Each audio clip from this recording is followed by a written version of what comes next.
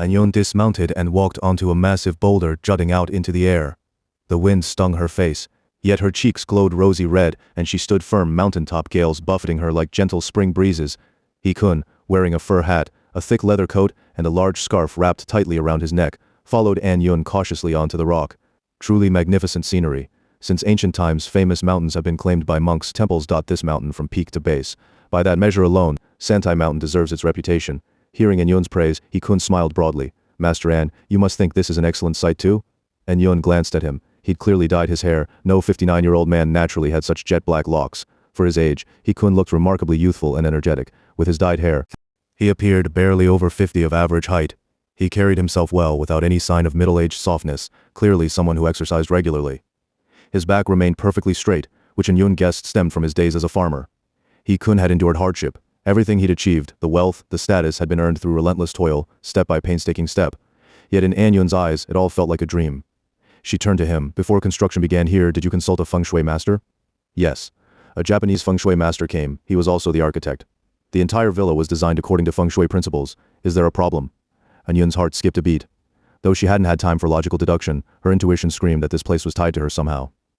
Keeping her expression calm, she smiled and asked, with so many skilled Feng Shui masters in Beijing, why hire a Japanese one? That master must be extraordinary then? Indeed. He's very famous in Japan.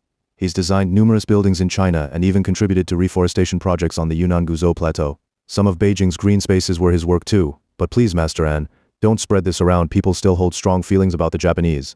And Yun's smile remained warm and understanding. That's true. Feng Shui is just a craft. If we start dividing it into Chinese or Japanese, then I, an old woman returning from America, might as well hang up my tools. A mentally deficient idiot would be a waste of talent. Better shot dead than kept alive. That used to be her belief. But everything had changed since she met An Liang. When the organization sent an angel to shoot Li Xiaoxin, the plan was precise. A high-velocity round aimed just below her left collarbone. A staged injury to infiltrate the An household. But An Liang had thrown himself over her, taking the bullet with his own body. She'd never forget that moment. When she lunged toward him from the bus, his turn was instantaneous, no hesitation, no calculation, like a pre-rehearsed motion executed flawlessly in 0.1 seconds. It couldn't have been because he knew he wore top-grade body armor. He couldn't have known the bullet wouldn't shatter his skull. It was pure reflex. And if only an idiot would take a bullet like that for someone else, then idiots must be the most lovable people on earth. From that instant, Li Xiaoxin knew An Liang was someone she could truly rely on. No matter who she really was, she believed he'd never abandon her. Li Xiaoxin was taking a risk, deliberately revealing her identity to An Liang. She'd once assumed her life would end soon. In the organization, all angels were teenage or early 20s girls, not because youth was required, but because the mortality rate was so high. If an angel vanished one day, Li Xiaoxin dared not imagine why. Missing angels disappeared as if they'd never existed. No one ever spoke of them again. Though Li Xiaoxin appeared freshly graduated from university, she was already the most senior angel in service. Statistically, she'd long accepted she could die at any moment. She knew that even if she didn't fall in action, the organization wouldn't let her live long. Its power was absolute. Her only chance to survive was to keep completing missions, stop for a second, and she'd be executed immediately. But An Liang had given her hope. Many men were intelligent and brave, skilled in both letters and arms, but only one had reflexively shielded her with his body. She wanted An Liang to gradually accept who she really was, to give her a chance to try being honest. More importantly, Li Xiaoxin now believed An Liang could help her change her fate, because he was already changing his own, step by determined step, nearing success. She knew her cover was starting to slip, but the organization hadn't noticed yet. She felt in control.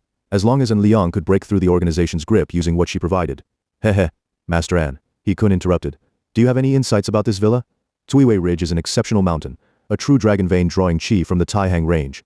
The placement of this site is perfectly accurate. And Yun's bold declaration delighted He-kun. Hu grinned ear to ear. Raising her riding crop, she traced a wave-like line along Tuiwei Ridge's spine from right to left, rear to front. A mountain must undulate and twist to form a dragon. Tuiwei Ridge leaps vividly up and down, sways nimbly left and right. It's the only ridge on Santai Mountain worthy of being a true dragon vein. By contrast, Pingpo Ridge splits into several spines that droop limply and straight from high to low across the western plains. Nothing more than a dead snake or rotten earthworm. He-kun surveyed the landscape. To their right, Tuiwei Ridge indeed displayed far more dynamic variation than the flat expanse beneath their feet, and compared to the tall, rigid Lushi Ridge on the left, it felt lighter, more spirited. Once you find the dragon vein, you must locate the acupoint. This involves raising the fire, determining the precise elevation of the site. The villa's height proves this Feng Shui master possessed deep expertise. Look, Mr. He, the villa sits 1/3 down from the summit. From this level, looking horizontally backward, you'll see the lowest, narrowest point where the backing mountain dips before rising again into a new peak. If the backing mountain is the dragon's head, this spot is its neck, what we call the passing gorge in Feng Shui. Though the terrain rises and falls, the dragon's qi doesn't scatter, it flows steadily through a subtle thread running precisely at the passing gorge's height, piercing straight through the entire range like the central skewer in a lamb kebab. Yes, when the Japanese master selected the site, he dug a test pit first so I could see for myself. The soil there was different. Only the earth directly beneath the villa had that unique color. The strangely colored soil he couldn't describe was known in Chinese Feng Shui as the Taiji Yun. Yet Japanese Feng Shui, like its Chinese counterpart, had many schools, and only one lineage truly mastered the art of locating the Taiji Yun, Kuni Tokotachi Shinryu. And Yun's memory stirred again. That name carried a century-old grudge between the An family and this Japanese school. What's the name of that master? Mr. Nagayoshi. His full name seems to be Nagayoshi Rentaro. Ah, I see. And Yun smiled faintly and nodded. Many pieces suddenly clicked into place in her mind, though she still needed more evidence to confirm her suspicions. I've asked the locals in the mountains. They told me the hill behind the villa is called Huto Mountain. Now that I look at it, before Kuiwei Ridge forms the true burial site for the villa, it first rises into a large round knoll. The mountain range behind undulates with powerful dynamic energy. It truly is a tiger-shaped formation. Ancient Feng Shui masters must have already surveyed this place long ago. That means many things could still turn around. Li Xiaoxian's original mission was to track Matvei, lure in Liang into following along with her, observe Matvei's every move, and gauge in Liang's thoughts and reactions regarding both Matvei and the entire David group test incident. But in Liang's hacking skills were astonishing. Even the organization had been surprised. He'd somehow learned Matvei's movements at the same time they did, and took the initiative to tail him himself. The organization liked this outcome. Li Xiaoxian liked it even more. Only someone as capable as Liang could help her fulfill her own desires. She didn't care where Matvei went. With the organization's satellite tracking, she'd always catch up to him eventually. Right now, all she cared about was whether Liang could safely descend the cliff. No matter how strong he was physically, he was still fighting against fate itself. If this moment was destined to be his death, the vine in his hand would snap, and he'd plummet from the cliff. Through the bug, she'd heard Liang's last words, "I'll go alone. Don't let Xiaoxian take any risks." She replayed his voice carefully in her mind again and again. Every time she reached that line, warmth flooded her chest, but she dared not dwell on it too long.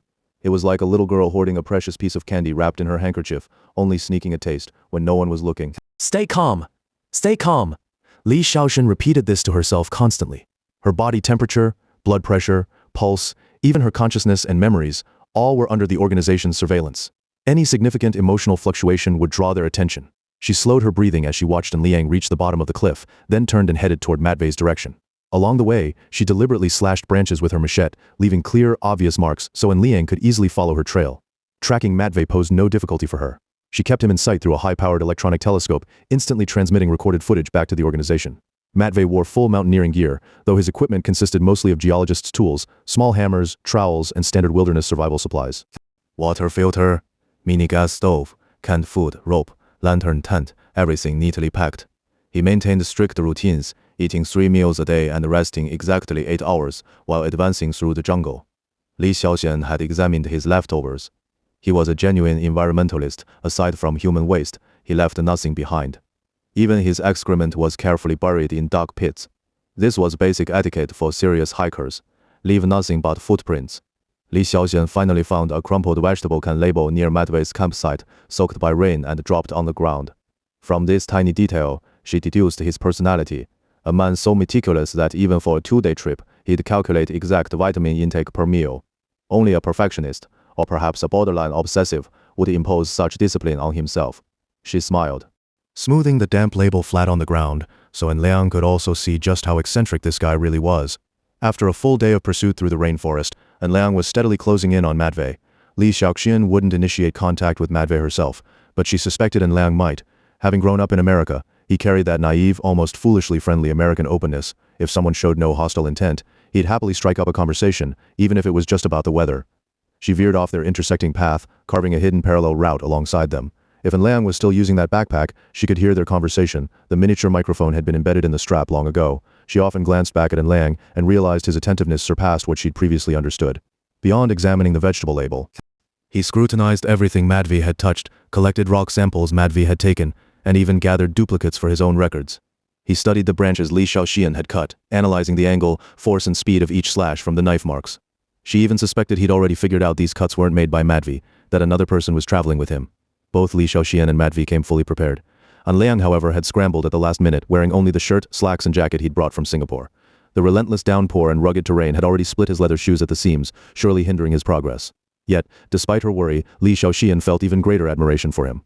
Not only did he press forward with unwavering determination, but he also wore a relaxed smile the entire time. That optimism wasn't naivety. It was confidence, though poorly equipped, and Liang ate far more enjoyably than Matvei. After sliding down the cliff, clinging to century-old vines, and Liang now carried a vine bow. A few miles further, he'd fashioned a spear, binding a combat knife to a smooth wooden shaft. The makeshift weapon was no less effective than those used by medieval knights. His clothes never dried, growing increasingly tattered, yet Li Shaoxian sensed he was having more fun by the minute. Along the way he caught snakes and shot birds. By nightfall he'd find a sheltered ravine, then build a lean-to roofed with banana leaves. He built shelters with practiced ease. Li Shaoxian knew this skill came from years of camping during college.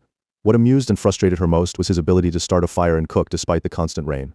On a small slope, he'd dig a winding serpentine trench. The raised sections inside stayed dry, allowing him to ignite a flame. He'd then skewer his snake and bird over the ventilation openings above the fire pit. Before long he'd pull out steaming, fragrant roasted meat. And Liang liked hot food.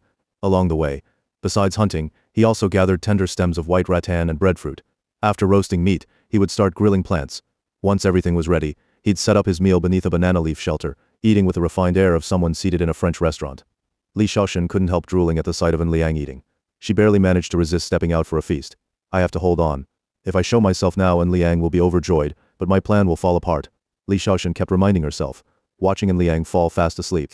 She stayed wide awake all night. Before dawn broke during the rainy season, Liang woke himself with his phone alarm, washed his face, and began breakfast. Through her binoculars, Li Shaoxian saw him pull out a pack of satay beef from his backpack, then roast a breadfruit to go with it, leaving her fuming as she chewed cold, tasteless compressed rations. Only those trained in geomancy would recognize Hutou Mountain's shape as a tiger's head. Ordinary people would just see a big bun and never imagine a tiger's visage. Still, the villa was built right before this tiger's head. He wondered what Nagayoshi Rentaro had said about that back then. He couldn't felt something was off. Hadn't he invited Yun to assess the Feng Shui? Why was he now the one telling stories?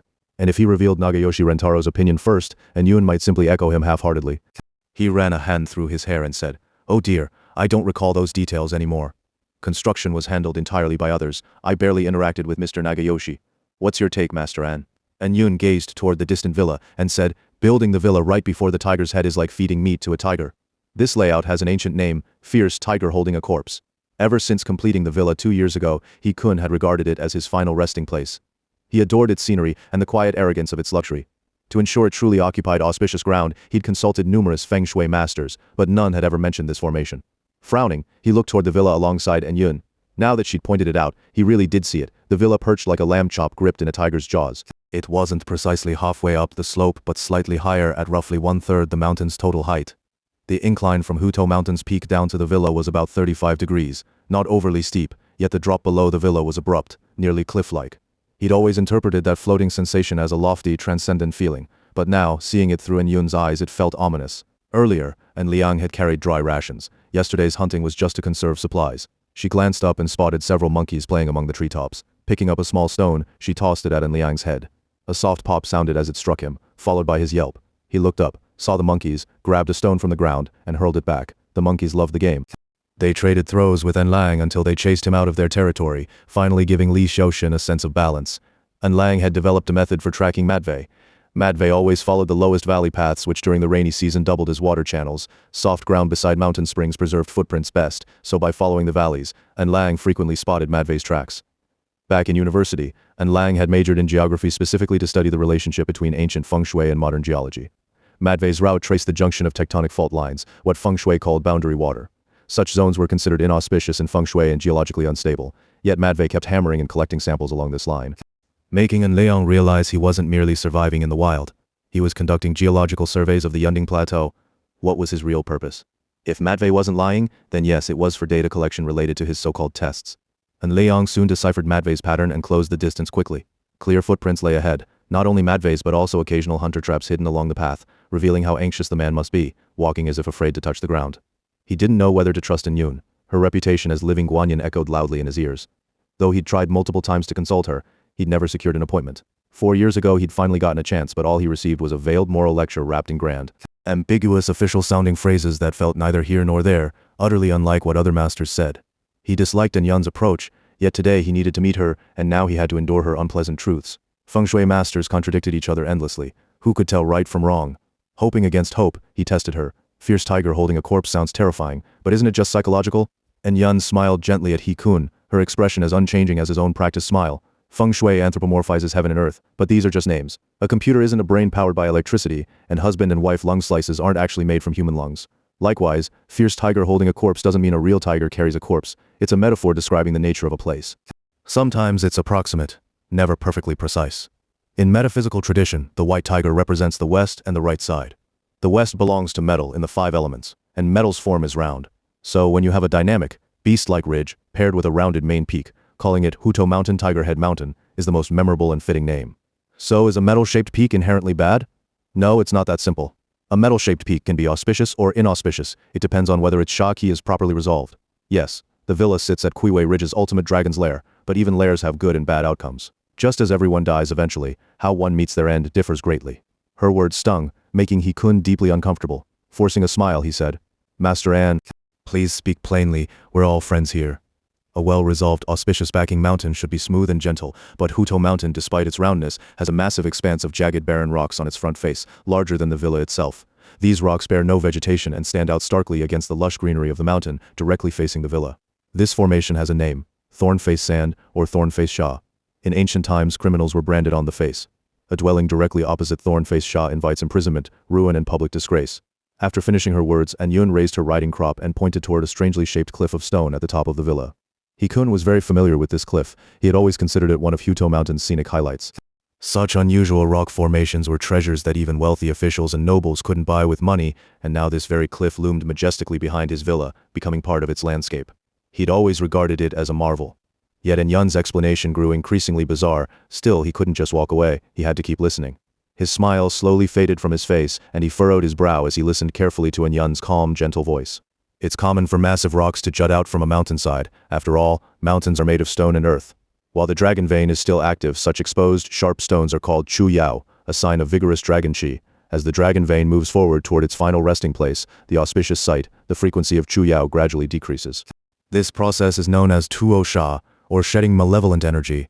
Only when all Sha Qi has been fully shed can the site be considered a true dragon's auspicious burial ground. Now, Cuiwei Ridge rises from Huto Mountain as its celestial peak, then descends to form a burial site, but directly ahead, a jagged mass of broken stone bursts forth. This indicates incomplete Tuo Sha, meaning the burial site is inauspicious. The wind stung He Kun's face, and beneath his expensive lambskin coat, his body trembled with cold. He glanced at his 2 guards beside him. They wore thick military overcoats, their heads and ears wrapped tightly in padded caps. Then he looked at Yun. This delicate, beautiful woman wore only a simple cotton robe, as if it were merely autumn. Her short, fashionable bob framed her face neatly, giving her an air of timeless simplicity that seemed utterly detached from the modern era. Though slender in build, her robe fluttered in the wind like a flowing cape, but standing atop the precarious boulder, she remained as steady as a pine rooted deep in the earth. He Kun realized how different Yun was, not just from himself, but from every other Feng Shui master he'd ever met. If she were lying, it was the most logically constructed, skillfully delivered lie he'd ever heard. Trying to steer the conversation towards something more reassuring, He Kun said, "So according to Master An, didn't Mr. Nagayoshi Rentaro select an inauspicious site for me? Could it be that different schools simply interpret things differently?"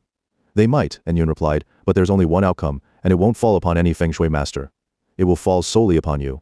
It's like a patient seeking treatment. Doctors of different traditions may offer conflicting diagnoses, but whether one is right or all are wrong, the truth will ultimately be borne by the patient alone. If a patient chooses to believe only the doctor they like, I doubt that would do their health much good." "I understand what you're saying, Master An. Is there any remedy? This isn't a disease in your body, why would it need curing?" And Yun gave He Kun a meaningful look after speaking. He Kun hesitated. "Master An, you mean?" And Yun lifted her riding crop and pointed down the mountain. There, nestled below, stood a temple with a 13-story pagoda directly facing the villa, forming a straight line with both the villa and the summit of Huto Mountain. The pagoda directly opposes the villa, creating a Ding Xin Sha, a fatal alignment that leaves residents trapped with no escape, destined to die unnaturally. In front, the Ding Xin Sha blocks all paths to survival. Behind, the fierce tiger holding a corpse chases you down, and the Simian Sha seals the entire layout into a prison-like formation of doom. Anyone living here faces certain death. However, Anyun smiled at He Kun. However, Elder, he wouldn't permanently occupy public land, so there's no need to worry about these matters. If officials only stay here briefly, say 1 or 2 weeks for recuperation, it won't affect them at all. Look at the temple below, its incense burns brightly every day. Precisely because Kuiwei Ridge carries such sha qi, it's ideal for monks and Taoist practitioners, those who live beyond worldly desires and maintain pure, detached minds. Their presence suppresses the malevolent energies and protects the vast residential areas below. And if ordinary citizens come only to sightsee, they can enjoy the wondrous rock formations without suffering any harm. So what's truly wrong with this place? Her tone was soft, yet every word struck He Kun clearly and deeply. Santai Mountain was, after all, a national park. Yet he had abused his authority to seize and develop it, diverting enormous public funds to build this villa. An Yun's words made it unmistakably clear. The villa's origins were illegitimate, and returning it to the people was the only righteous path. But the villa was entangled in too many complicated issues and relationships. It had also brought him the greatest joy and sense of achievement in his life. Asking He Kun to give it up was like playing the lute to a cow, utterly futile. Seeing He Kun fall into prolonged silence, partly because he couldn't save face, partly because the revelation had shaken him too deeply, An Yun understood. The shock hadn't originated from her, she had merely unsettled beliefs he'd held for years. But now it was up to He Kun himself to begin seeing reason. Meanwhile, Li Xiaoxun moved silently through the dense forest on the high slope like a mountain cat. She watched as Matvei walked ahead into the valley, with An Liang trailing less than 100 meters behind. After another glance, she lost sight of Matvei, but An Liang continued steadily forward, following the footprints. Li Xiaoxun checked the satellite tracker on her wrist. The green dot representing Matvei had stopped moving. Instantly, her nerves tensed. She silently whispered, "Fool. Don't go any farther. Matvei's setting an ambush for you." She swiftly drew a pistol from her waist and aimed it toward the spot where Matvei had vanished. An Liang walked quickly. He clearly wanted to catch up. His figure soon entered Li Xiaoxun's crosshairs. His full attention was fixed on the footprints. He could almost feel Matvei just ahead. He wanted to talk. Matvei had given him his phone number before, and An Liang believed the geologist was beginning to show genuine curiosity about Feng Shui. Open dialogue between them seemed possible. Rain continued to pour from the sky, the sound around him as loud and chaotic as factory machinery. Through the blurred curtain of rain, An Liang's vision suddenly swam, and a noose woven from climbing ropes snapped around his neck. He'd been holding a spear in his hand the whole time. Instinctively, he dropped it and thrust both hands into the loop to protect his throat. In that split second, the noose tightened like lightning, yanking his arms and neck upward together, hoisting him off the ground. His palms pressed hard against his distorted face. Matvei leapt out from a thick tree branch above, pulling the rope down to the ground and using the branch as a pulley to lift An Liang into the air. A searing pain shot through An Liang's cervical spine and arms. His eyes rolled back, and he gasped in agony. Doctor, don't do this, let me down." Matvei moved without hesitation. He wrapped the rope around a horizontal branch beneath the tree, tied a swift knot, and secured An Liang firmly in midair. Had An Liang not shielded his neck with his hands, he might have been strangled to death instantly. Gathering all his strength, An Liang shouted, "Matvei, what are you doing? I'll die like this." "You won't die." Matvei sliced the knotted end of the rope with his tactical knife, stepped back, and looked up at An Liang. Adjusting his black-rimmed glasses coolly, he said, "You've been following me since yesterday, but I only strung you up here in an area where hunters roam because I thought it was a friend playing a prank on me, not some thief tailing me, even though this guy has always loved stealing. Hunters will come to rescue you within a day or two. It's still not the right time to spill everything." She leapt onto her horse and took He Kun to Lushi Ridge, the leftmost range of Santai Mountain. From the Taihang Mountains to the western outskirts of Beijing, two mountain ranges stretch forth. One culminates at the famous Xiangshan, the other opens its formation and settles its vital energy at Santai Mountain. Before a perfect dragon lair fully forms, the dragon vein must first halt its forward movement, and the mountain ridges shift from winding ahead to spreading outward left and right. In Feng Shui, this terrain is called Kai Zong, opening the canopy. After Kai Zong, a complete dragon lair system emerges, typically including the front-facing Anshan Low Table Mountain, Mingtang Bright Hall, Chaoshan Facing Mountain, Qinglong Azure Dragon and Baihu White Tiger on the left and right flanks, and behind the Kaoshan Backing Mountain with its Xingding Star Peak and Jinnao Golden Brain. Standing atop the majestic Lushi Ridge, He Kun saw none of this. All he saw was Xiangshan shrinking behind him, while he himself stood like an emperor surveying his realm from the summit. And Yun noticed the sky slowly darkening, the western horizon turning crimson, and the wind growing colder. Some things might be better said here than back at the villa. He Kun asked first, "Master An, we're practically at Xiangshan already. Do we really have to walk this far to read the Feng Shui? Your status, Mr. He, is high. You naturally see things from a grand perspective. Feng Shui is the same. If one fixates only on a single room or house, obsesses over minor changes in personal Feng Shui arrangements, or blindly trusts petty talismans while ignoring the great Tao of harmony between heaven and humanity, such a Feng Shui master will never amount to much." And Yun pointed her riding whip toward Xiangshan behind and to the left. Three dragons emerged together, the shortest is the noblest. Among the western mountains of Beijing, Xiangshan is the shortest, and thus the most esteemed. Santai Mountain lies to Xiangshan's right, serving as its Baihu protective vein. He Kun frowned. "But didn't you just say the dragon lair settles at Kuiwei Ridge on Santai Mountain? Dragons give birth to dragons, tigers to tigers, dragon lairs exist everywhere, yet some are noble, some base, some auspicious, some ominous, some genuine, some false. And Yun locked eyes with He-kun.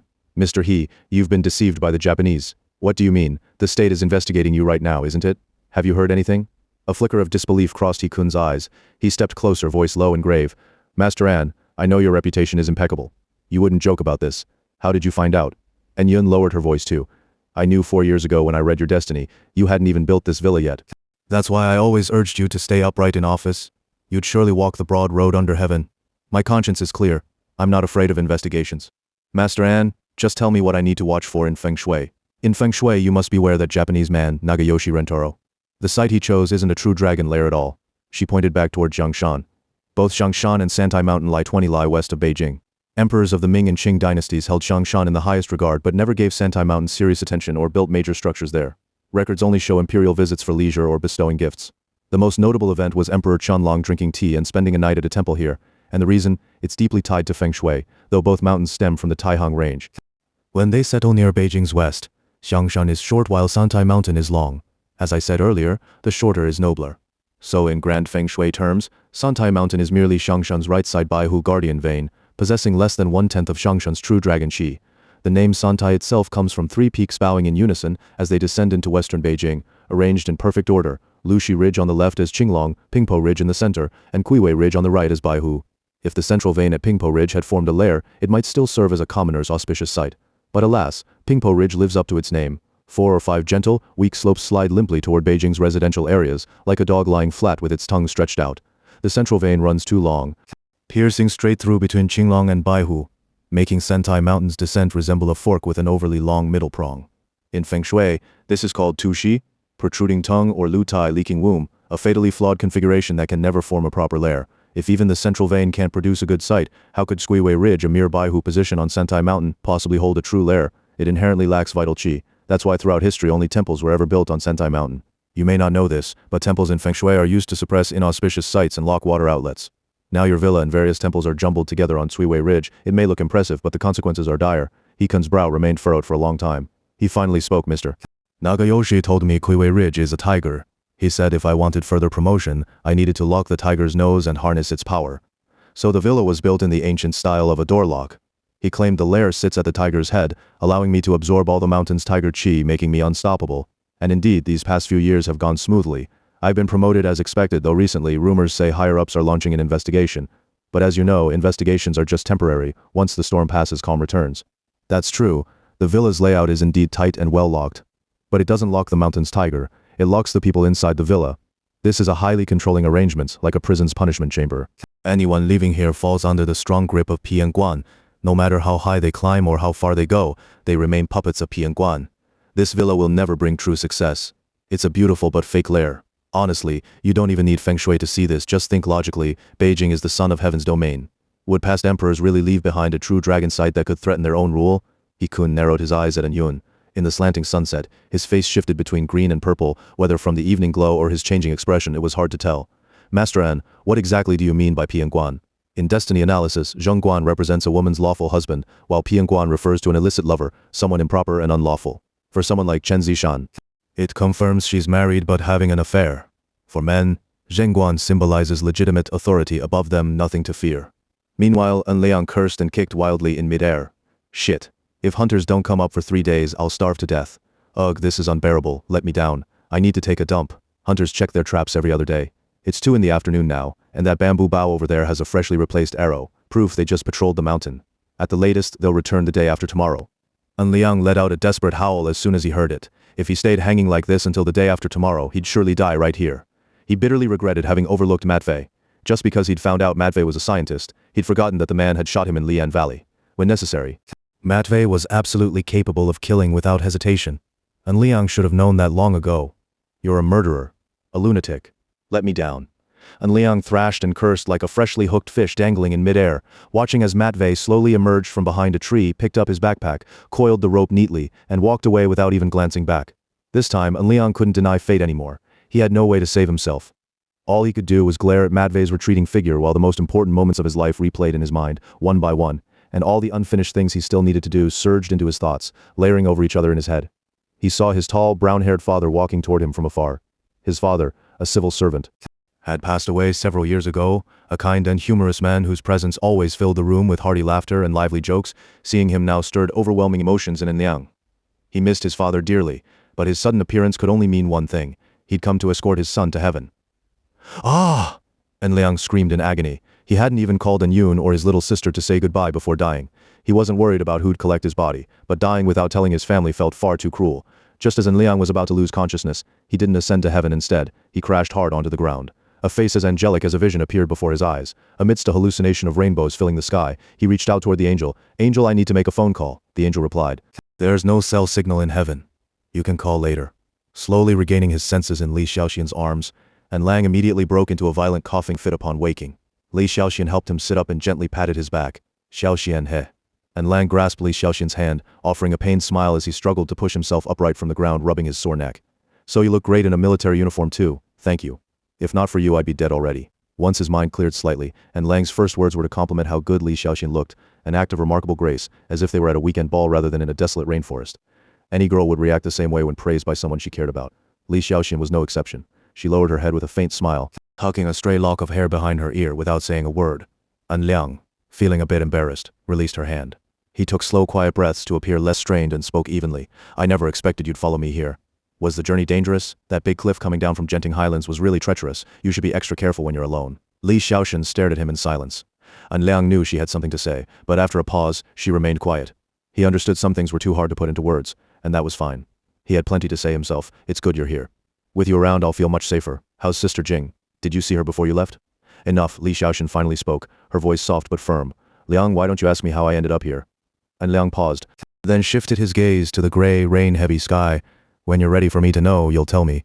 Until then, asking won't help. I really could use a drink." I'll go find some fruit for you. I saw durians on the mountainside fresh off the tree, 100% ripe. You've probably never tried them, right? If they're not quite ripe, I can roast them over fire, cook out all that stinky smell until even monkeys run away." "Ha ha ha ha." Li Xiaoxian gave a restrained smile, and Liang continued, "You know, civil servants are supposed to serve the people. Another boss who isn't acting lawfully must go through the proper channels to profit from it. Mr. He is a public servant. Your boss is the entire nation's people." He-kun suddenly raised his palm toward Yun, making a clear gesture. "Don't say another word."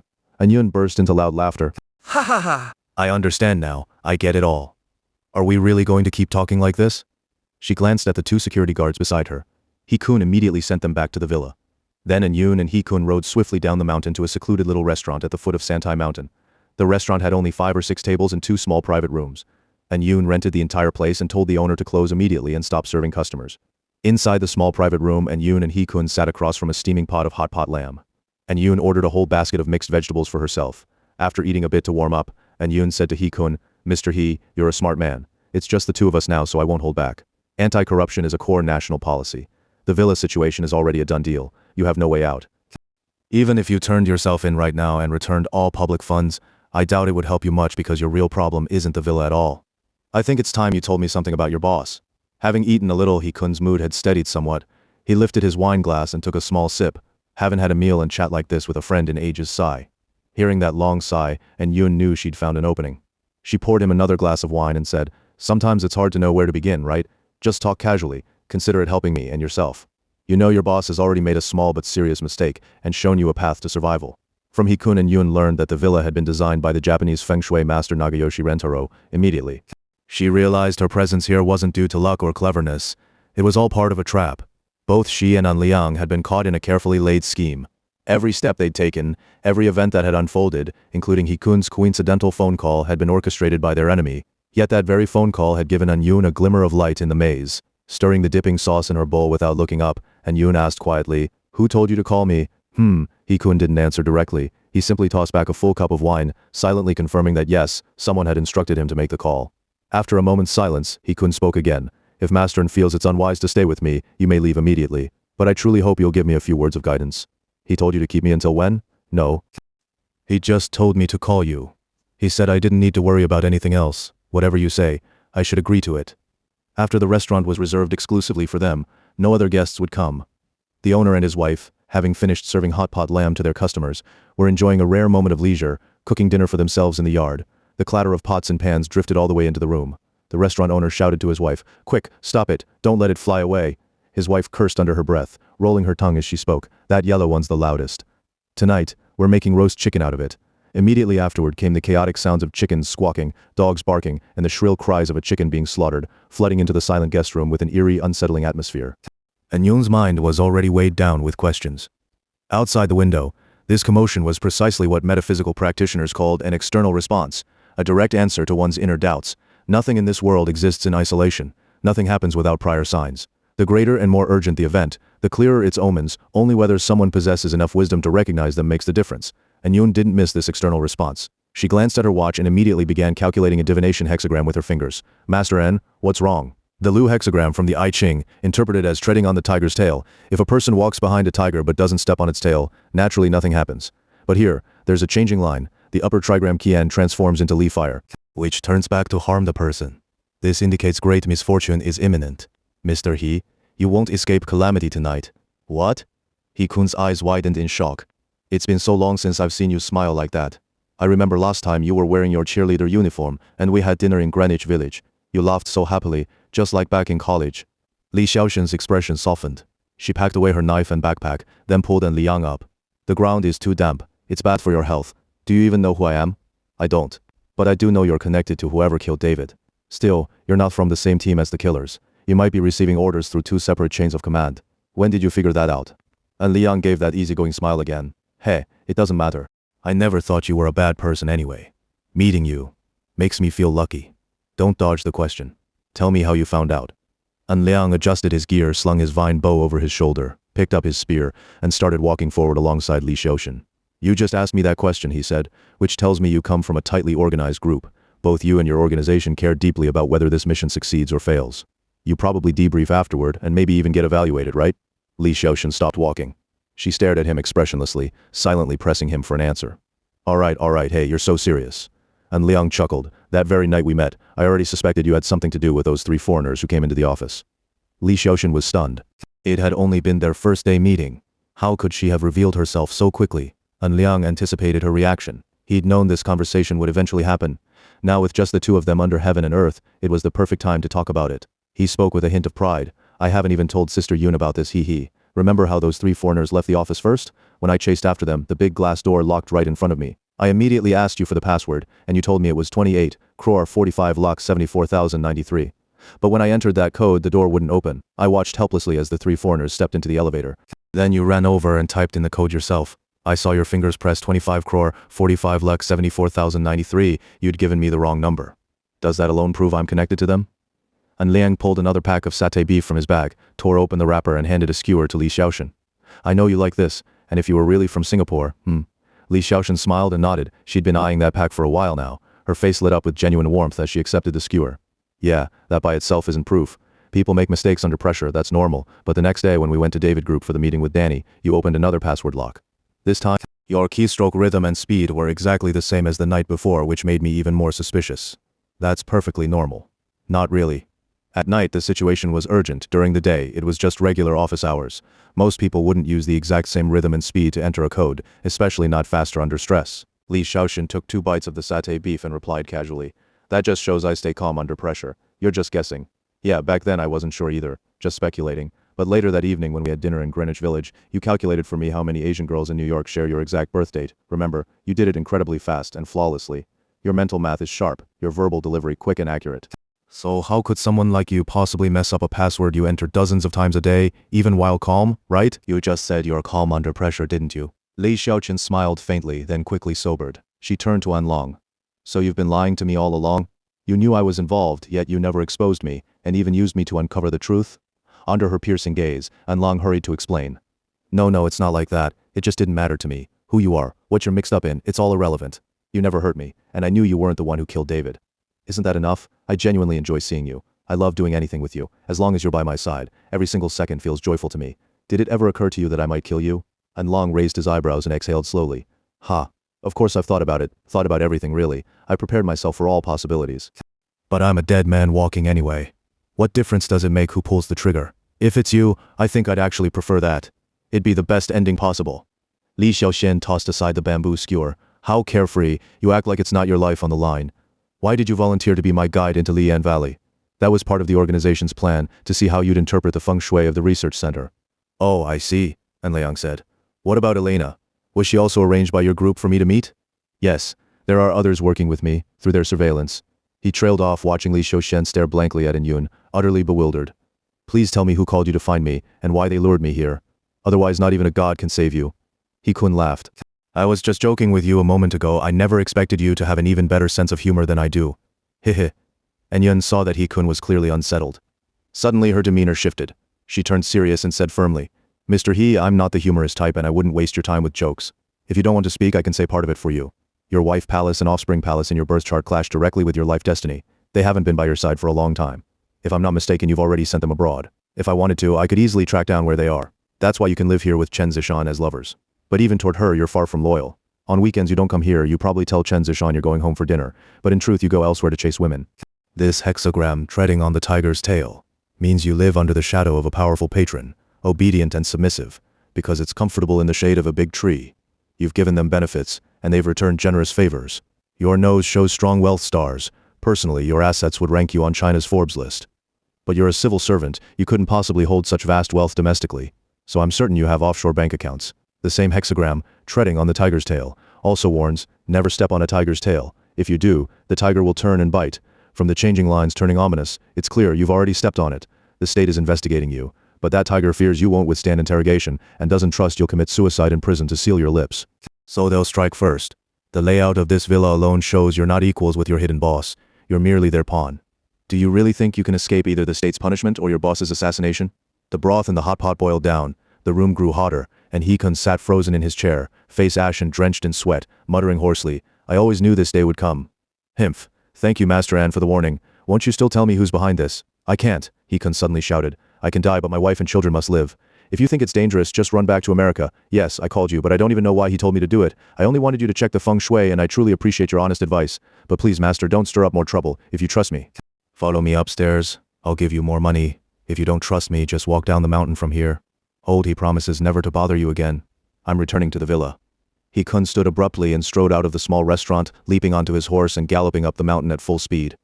He Kun had recently received word that someone was investigating him. He'd long prepared to flee overseas. He'd already amassed enough wealth to last 10 lifetimes. The only person he couldn't let go of was Chen Zishan. For years, he'd abused his official position to facilitate the illegal transfer of state assets for his hidden boss. In return, his boss was generous. Every successful deal earned He Kun a 10% commission. These funds never entered China. They went straight into money laundering banks in Cyprus. Truthfully, a single commission would have been enough to live comfortably for life. But human greed is endless. Once he could live well, he thought of his wife, his son, his grandson, his relatives, and his lovers.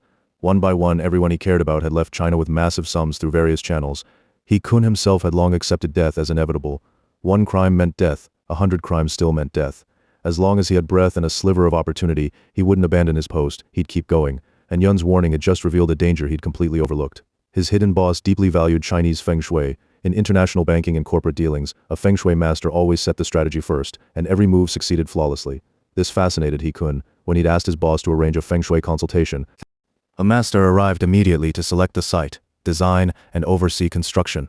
All He Kun had to do was seize the chosen land and funnel inflated construction fees, far above market value from public funds to the Feng Shui master. This villa's Feng Shui was handled by Nagayoshi Rentaro. He Kun didn't fully trust the Japanese man, so he'd hired many Chinese Feng Shui masters to review it. Whether due to differing schools or skill gaps, their analyses varied, but all agreed it was excellent, essentially endorsing Nagayoshi Rentaro's design. This time when he invited Yun under the guise of checking Feng Shui, he'd been a bit too clever. His boss had only told him to call her, but he insisted on framing it as a Feng Shui consultation. He never expected Yun to deliver a scathing critique, declaring Kuiwei Ridge and the villa utterly worthless in Feng Shui terms. He Kun was a seasoned bureaucrat. He understood basic human nature. And Yun had bluntly exposed his affair with Chen Zishan and pierced through his hidden past. That was the true mark of a real Feng Shui master. He also recalled that all the Feng Shui masters he'd previously hired were based in mainland China. They knew his power and status. Any slight offense could mean ruin. So whether skilled or not, they all flattered him, calling the place a heavenly paradise. And Yun had no reason to flatter him.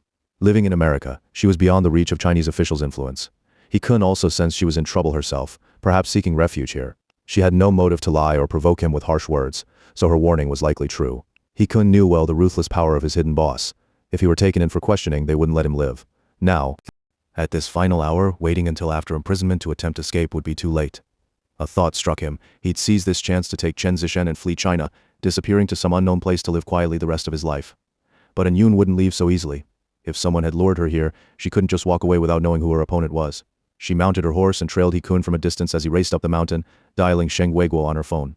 Sheng Weiguo was chairman of Southern New Energy Development Group, an old friend and longtime client. And Yun had returned to China primarily to preside over the groundbreaking ceremony for his group's new headquarters. The sky had already grown completely dark, and Yun rode her horse back to the villa, not even bothering to dismount and collect her large luggage before charging straight into the inner courtyard where He Kun was staying. Just as she arrived, the gate of the inner courtyard opened, and a black BMW shot out, driver in front, He Kun and Chen Zishan seated in the back. The moment He Kun saw Yun, he ordered the driver to stop. He stepped out himself and thrust an envelope into her hands. It was stuffed with a thick stack of US dollars. "Take care," he said quickly, then turned to get back into the car. And Yun grabbed his arm. "It's pitch black, and the road is narrow. Nothing can be trusted. Don't just wander off recklessly. There are still guards inside the villa. It might not be dangerous here." He Kun pressed her hand down gently and said in a low voice, "Do you think I'd be safe walking out in broad daylight, Master An?" "Thank you for your warning." With that, he turned and got back into the car. Chen Zishan also leaned out the window and waved goodbye to An Yun before the BMW sped away. Watching them leave the villa, An Yun suddenly understood why she'd remained unharmed during her days at the estate. Their enemies weren't after her alone. They were waiting for He Kun to return so they could strike both targets at once. If she'd been killed the moment she arrived, He Kun would have sensed the danger immediately and possibly ruined their plan. But that didn't mean safety was guaranteed from now on. The divination signs, the Feng Shui layout, and the chain of recent events all pointed to one conclusion. Kuiwei Ridge and Hutou Mountain had been chosen as the main battlefield. Their opponents weren't ignorant of metaphysics. In fact, An Yun's own expertise might hold little advantage against them. They knew about the Longju. They wanted to seize it from either her or An Liang. They understood Feng Shui well enough to manipulate, control, and even kill with it. Among them was even a young woman capable of using refined soul transference sorcery to invade a Taoist master's sea of consciousness and extract memories. Facing such adversaries, An Yun felt almost certain of defeat. What she called confronting them head-on was less a battle plan and more the morbid curiosity of a condemned person wanting to see how sharp the executioner's blade truly was. He Kun, though a high-ranking government official wielding immense financial power, was merely a pawn for someone far more powerful. The moment his schemes collapsed, he'd be eliminated without hesitation. What terrified An Yun most was her belief that their enemies could calculate the exact date He Kun would face legal punishment and imprisonment. If so, they wouldn't wait for investigations to gather sufficient evidence. They'd act long before that. Sending her to He Kun's side was a vicious two-birds-one-stone scheme. The very fact that they wanted He Kun dead proved he was still a threat while alive. Moreover, next month's crisis for him was merely a legal entanglement, not a life-or-death calamity. To An Yun, that was a sliver of hope worth fighting for. She dared to gamble everything even when her own son was in mortal peril. How much more so for someone whose fate hadn't yet sealed his death? Without another thought, An Yun spurred her horse and chased after He Kun's car. The BMW raced along the winding mountain road of Kuiwei Ridge.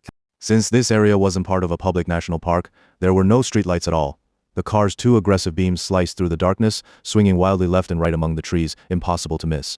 Not long after leaving the villa, just as the car reached a sharp cliffside turn halfway up the mountain, He Kun could see the entire city of Beijing spread below like a glowing carpet stretching to the horizon. The driver slowed cautiously and steered right, hugging the mountainside. Boom! A sudden sound, like an exhaust backfire, echoed through the night. The driver's head jerked sideways and slumped onto the steering wheel. Blood gushed from his skull, splattering the entire front cabin. A tiny hole, no thicker than a pen, appeared in the right side window. He Kun's blood ran cold. He knew instantly they were under sniper fire. He threw his arms over Chen Zishan's head and ducked low beneath the seat. At that same instant, all four tires of the BMW exploded simultaneously. The hidden spike strip embedded in the road had done its work. The car veered wildly out of control. With a sudden roar of the engine, it accelerated straight toward the right-hand slope, crashing into a massive pine tree with a deafening impact. Chen Zishan's scream tore through the air from inside the wreck. He Kun didn't spare a glance for the dead driver. He shoved the car door open and dragged Chen Zishan toward the left edge of the road, the side hanging over the cliff. "Jump!" he yelled, preparing to leap down with her. But Chen Zishan was paralyzed with fear. Sobbing uncontrollably, she shook her head violently as he pulled her to the precipice. He Kun wrapped his arms around her, trying to roll them both over the edge. But she was already hysterical, clinging desperately to a small tree by the roadside, refusing to let go. "You fool!" He Kun shouted. "If you get hit again, you're dead. Jump now." Just then, a rapid series of hoofbeats thundered behind them. An Yun, half crouched on her galloping horse, came racing toward them. From the saddle, she screamed, "Get down!" He Kun immediately tackled Chen Zishan to the ground. In that split second, a gust of wind rushed past, and An Yun's horse charged between them and the gunfire. Under the muffled rapid-fire pops of a silenced weapon, the horse's body went limp mid-stride and collapsed in a heavy, lifeless heap right in front of He Kun and Chen Zishan.